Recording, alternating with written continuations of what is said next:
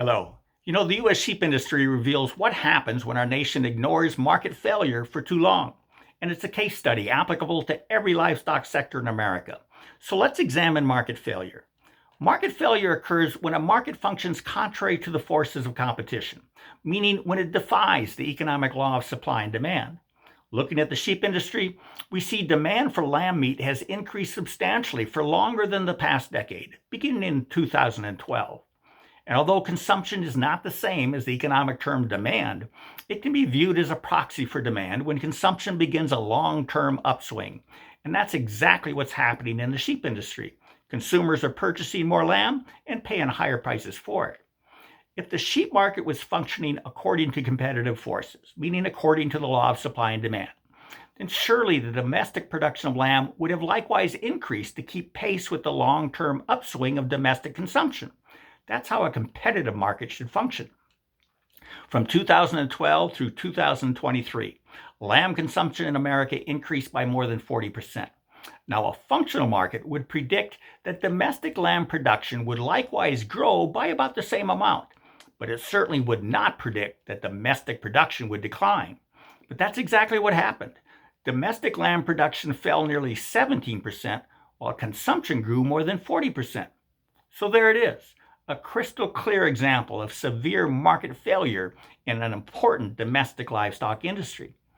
As a result of the prolonged market failure plaguing our domestic sheep industry, we as a nation have all but destroyed one of America's most iconic livestock sectors, a sector that helped settle the West and that remains vital to the well-being of the West's culture and economy. Our sheep industry now stands on the point of no returns threshold. Domestic sheep inventories have hit an all-time low. The number of sheep producers has fallen to an all-time low. And the handful of the few remaining domestic sheep packing plants are reported to be operating at between 1/3 to 1/2 capacity due to a lack of sheep. The West is losing farmers and ranchers, jobs, and manufacturers, and this weakening of our national economy and national food security should not be tolerated. So we just made a formal request to the highest levels of our government to take immediate action to save what's left of our all but destroyed sheep industry and to reverse its alarming decline. We've asked U.S. Commerce Secretary Howard Lutnick to review the domestic sheep industry and to adjust the debilitating imports that have broken our domestic markets and that are destroying America's critical food production infrastructure. And we know we've waited too long to do this. You see, if we were to cut off the continuing flood of cheaper imported lamb today, there would not be enough lamb meat in America to meet America's appetite for this important protein. That's because we've let global importers capture a full 70% of the American market. So we need a phased-in approach to begin rebuilding our domestic sheep infrastructure without causing shortages for American consumers. And that's what we've proposed. We provided Secretary Lutnick with a schedule for the gradual reduction in imported lamb over a 10-year period to incentivize investment and expansion in our domestic sheep industry while ensuring that lamb remains on America's menu.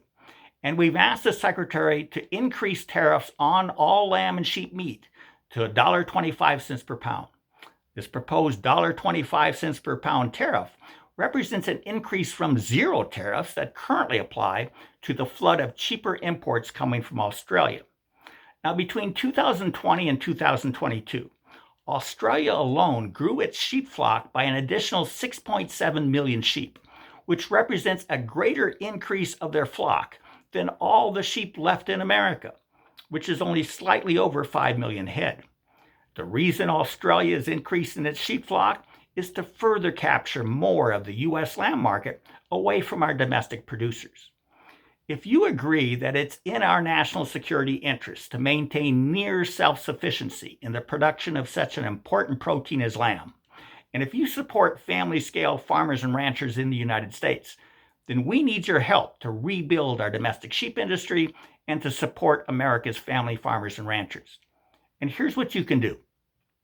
First, call your members of Congress and any friends or contacts you have in the federal government to urge them to support the plan to save America's sheep industry that RCAF USA submitted to the Secretary of Commerce.